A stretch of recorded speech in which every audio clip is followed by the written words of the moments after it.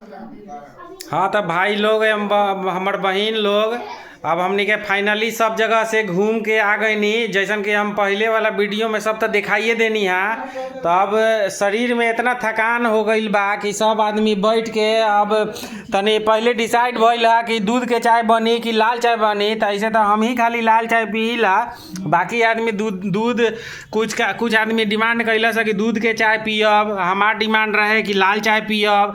आ कुछ हमार जी पाउन के डिमांड रहल है कि कॉफ़ी पियब। तो ऐसे में तो बड़ा दिक्कत हो जाए। लेकिन हमार मेहरारू जोन बिया बनैलस या सब थकले बिया, सब आदमी तो थकले बा।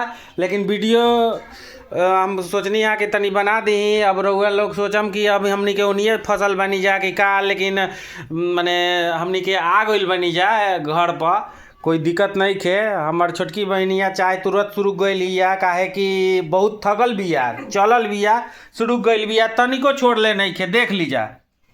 और हमनी के जोन बाटे चाय लाल हमार बा लाल।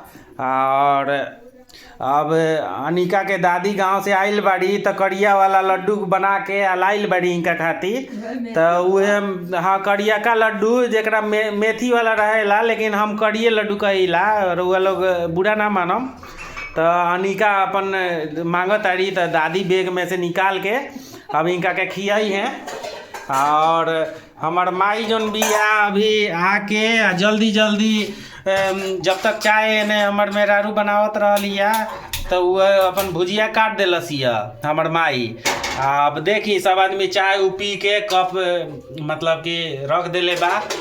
और बाकी सब ठीक बा, बाकी जोन आगे होई हमनी के वीडियो में बनल रहम जा। जय हिंद जय भारत।